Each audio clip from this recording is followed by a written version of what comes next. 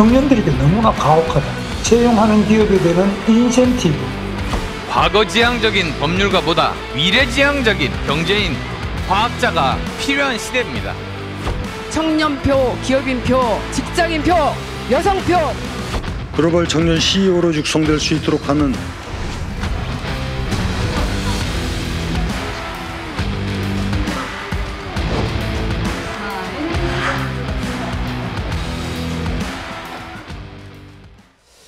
자, 국민의힘 대선 경선 후보들 오늘부터 이틀간 1차 경선 토론회를 엽니다. 오후 2시부터 김문수, 안철수, 양양자, 유정복 후보의 토론회가 지금 시작이 됐고 진행이 이어지고 있습니다. 그중에서 후보들이요, MBTI, 그러니까 이 성격 유형에 기반해서 자기 소개를 해서 이목이 집중됐다고 합니다. 함께 좀 들어보도록 하겠습니다. 이 NT제는 타고난 리더입니다. 군수와 구청장, 시장, 장관을 지내면서 또 성과를 내왔습니다. 지금 대한민국에는 일하는 대통령이 필요합니다. 저도 ENTJ입니다. 복잡한 상황 속에서 추진력을 발휘해서 그 문제를 해결하는 그런 사람입니다. V3 그리고 또 안랩도 아실 겁니다. 그런 특성을 나타내는 징표라고 할 수 있습니다. 저도 NTJ 대담한 통솔자인데요. 저는 늘 사람을 좋아하고 끝까지 같이 가는 그런 성격을 가지고 있습니다. 거리에 있을 때나 공장에 다닐 때나 직장에 있을 때나 농촌에 있을 때나 함께 손잡고 꿈을 이루어 나가는 그러한 적성을 가지고 있습니다. 저는 ENFJ입니다. 버락 오바마, 넬슨 만델라, 오프라 윈프리가 저와 같습니다. 따뜻한 리더십의 표본이라고 할 수 있겠습니다. 이 기질상 특징은 할 말은 한다입니다. 오늘은 그래서 좀 할 말 좀 해야겠습니다. 뭐 직접 보셨습니다만 MBTI 자기 소개 이렇게 하는 형식을 갖췄어요. 그러니까 좀 그래 제가 이야기에는 좀 흥행을 염두에 뭐 여러 가지 방법들 동원하는 듯한 느낌이 드는데 좀 설명이 필요해 보입니다. 아무래도 이제 요즘 젊은 세대들이 MBTI를 많이 하니까요. 네. MBTI는 어떻게 보면 인위적인 게 아니라 조사를 하다 보면 어떤 본인의 어떤 성향들이 드러나는 거 아닙니까? 그렇죠. 그렇다면 대통령이 되고자 하는 사람 입장에서 봤을 때 내가 나의 기질, 나의 성향 때문에 이게 인위적인 게 아니라 나는 이렇게 켜왔어. 네. 그렇기 때문에 나는 대통령이 될 수밖에 없어. 이걸 보여주기 위해서 그런 것 같고요. 예. 물론 그런 MBTI에 나오는 그런 어떤 여러 가지 이니셜 그 이상의 것을 나의 삶과의 이력과 나의 어떤 메시지를 통해서 그게 결부가 됐을 때 그게 전달이 잘 된다고 보거든요. 네. 무엇보다도 정치인한테 가장 중요한 게 보니까 제가 볼 때는 외향적인 게 있지 않습니까? 그래서 대부분이 다 E가 들어가는 것 같습니다. 또 하나는 이제 직관이라고 하는 N, 이 부분이 좀 다 들어가고요. 차이가 있다면 사고형 띵킹이냐 아니면 감정형, 공감형 F냐 이 차이가 좀 있는 것 같습니다. 예. 그리고 판단력이 중요하기 때문에 다 J는 들어간 것 같은데요. 아무래도 이제 사람들이 볼 때 말만 앞서는 게 아니라 당신이 이렇게 살아왔기 때문에 그리고 MBTI에서 당신의 삶과 이런 게 뭔가 일치되는 면이 있다고 한다면 앞으로도 잘하지 않겠느냐 그런 것들을 가늠할 수 있는 제가 볼 때는 좀 재미있는 것 같습니다. 알겠습니다. 그러니까 재미는 있는데 저게 정확히 저 성향을 그대로 보여주는 건 아니기 때문에 그냥 시청자 여러분께서 이제 참고하시고 지금 토론회에서 저런 발표를 하면서 조금 다양하게 좀 재밌게 그렇게 네. 구성을 하고 있다 이렇게 이해를 하시면 될 것 같습니다. 자, 이제 아까 말씀드린 대로 제가 오늘 오후 2시부터 A조입니다. 청년 미래를 주제로 토론회를 지금 열고 있고요.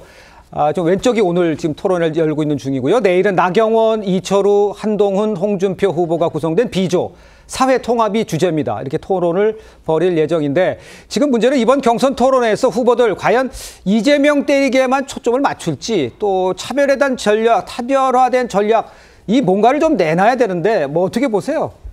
저는 일단 경선 시기하고 본선 시기하고 이제 후보들의 전략이 다를 거라고 보는데요. 경선 시기에는 어쨌든 이재명 대표에 대한 여러 가지 비호감적 여론도 많고, 그다음에 이재명 대표가 민주당도 무력화시킬 정도로 권력을 나눠 갖지 않고 융합하는 이런 그 행보를 해왔기 때문에 그에 대한 불안감도 꽤 있다는 거죠. 네네. 그리고 이제 정책 불신도 좀 있어요.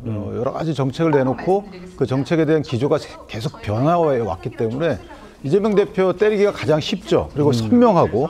그래서 아마 경선 주자들 입장에서는 이재명 대표 때리기로 경선 절차를 마무리할 가능성이 굉장히 크고요. 물론 공통 주제인 뭐 복지나 경제, 민생 이런 부분과 관련된 거, 그다음에 외교 안보 이런 부분 관련된 부분도 이재명 대표 때리기에 본인의 어떤 정책적 선명성을 강하게 할 수 있는 방법이기도 하거든요. 그래서 그게 이재명 대표 때리기가 아니고 이재명 대표의 정책이나 노선이 잘못됐기 때문에 그걸 비판하는 과정에서 가장 기준점을 삼는 것이 이재명 대표가 되는 거죠. 민주당도 아니고 그래서 그런 식이기 때문에 이재명 대표를 마냥 때리기는 아니다. 왜냐하면 정책적이나 아니면 신뢰에서 모든 면에서 대척점이 있는 분이기 때문에 내 어떤 정책이나 내 어떤 개인성, 그다음에 걸어온 길 이런 것들을 어필하기 위해도 가장 좋은 방법이라고 생각들 하는 것 같습니다. 알겠습니다. 이제 그동안 서로를 향해서 이제 날선 비판을 해왔던 내일 이제 토론을 하게 됩니다만 홍준표 후보 또 한동훈 후보 화기애애한 모습을 보여줬었는데 죽음의 조 비조라고 불리는 이 내일 토론에 과연 여기서 어떤 일이 벌어질까 여기서 격돌이 예상이 되고 있는 상황이잖아요. 홍준표 후보 또 나경원 후보 공격 포인트 그리고 또 한 후보의 방어 이런 건 밖에서 봤을 때 우리 신현영 전 의원께서는 어떻게 보세요? 실제로 지금 경선 과정에서 국민의힘이 안 그래도 어려운 이 선거판에서 뭔가 지지를 높이는 방식으로 호감을 늘려야 되지 않습니까?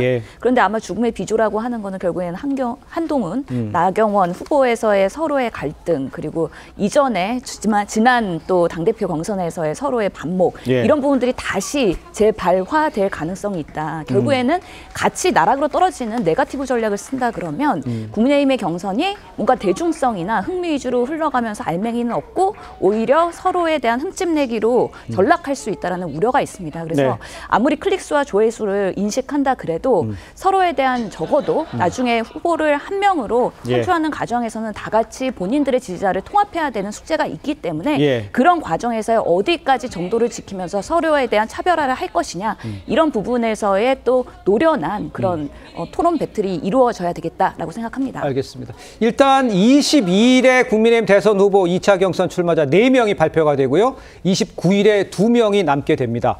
자, 강성필 우리 부 대변인께는 이렇게 여쭤볼게요. 물론 여러 가지 예측이 있고 뭐 누가 3강이니 1중이니 뭐 이런 얘기도 하잖아요. 누가 4명이 남을 것 같다고 먼저 판단을 하시는지요? 일단 국민의힘 경선이 탄핵에 찬성했던 분과 반대했던 분으로 나눠야 된다고 생각하기 때문에 탄핵에 찬성했던 한동훈 후보는 저는 4강에 올라갈 것 같습니다. 그럼 나머지 홍준표, 김문수, 나경원 이부 3분 중에 거기에 안철수까지 해서 4분 중에 누가 올라가느냐가 문제인데 저는 아무래도 안철수 후보 같은 경우는 국민의힘에서 좀 깊게 자리를 못 잡은 것 같아서 저는 홍준표, 김문수, 나경원 이 3분이 빅3 자리에 다 올라갈 것 같아요. 그런데 최근에 대통령이 파면되기 전에는 김문수 후보가 상당히 약진을 했는데 이게 한독수 권한대행이 출마를 한다는 그런 소문이 퍼지면서 사실 김문수 후보의 지지세가 좀 빠진 것 같아요. 그래서 오히려 저는 이 빅4가 누구인지는 이미 결정이 난 것 같은데 마지막 3등과 4등을 김문수가 하느냐, 나경원이 하느냐. 저는 이게 오히려 더 흥미로울 것 같습니다. 알겠습니다. 우선 강성필 부대변인의 개인적인 의견을 지금 쭉 들어보신 것 같고 지금 보면 홍준표 후보 같은 경우에는 스몰4에서 경선이 끝나면 빅1이 된다 이렇게 얘기를 했는데 우리 대변인께서는 보시기에는 어떤 마지막 2는 누가 남게 될 것 같아 보이세요? 참 어려운 지금 대변인 입장이기 때문에 뭐라고 말씀을 드리기 좀 어려운데요. 한동훈 전 대표가 결승전에 오를지 아니면 3위를 할지 이것도 되게 좀 어려운 문제인 것 같습니다. 근데 안철수 후보가 만약에 4등 안에 든다고 했을 때 제가 볼 때 역으로 본다면 한동훈 후보 입장한테는 좋지 않을 수 있습니다. 왜냐하면 이게 전선이 조금 어떻게 보면 넓어진다고 볼까요?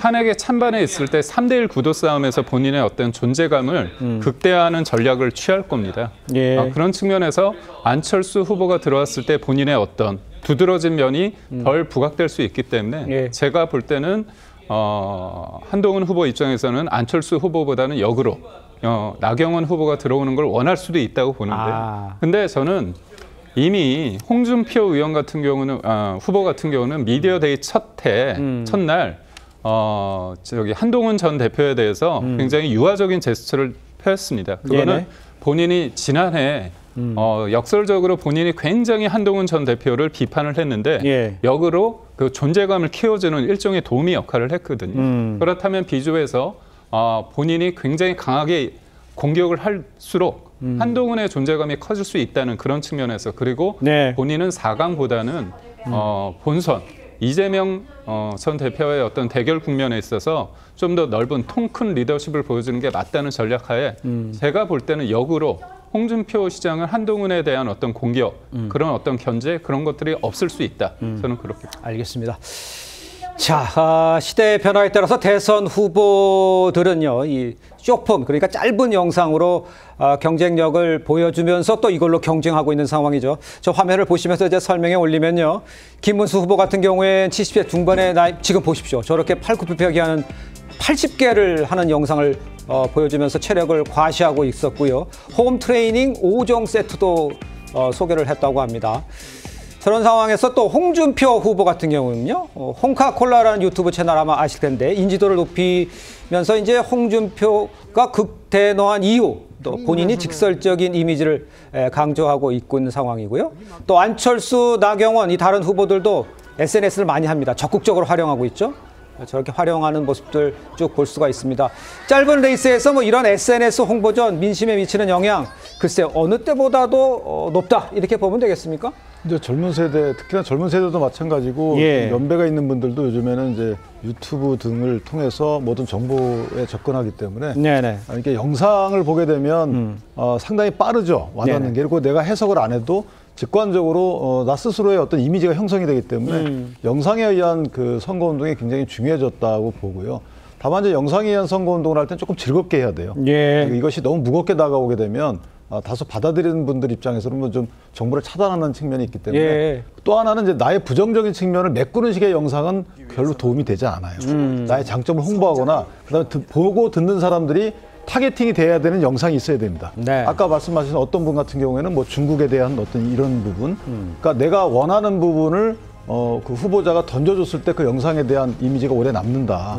이런 몇 가지를 유의한다 그러면 상당히 중요한 선거운동 도구다 이렇게 생각합니다. 알겠습니다.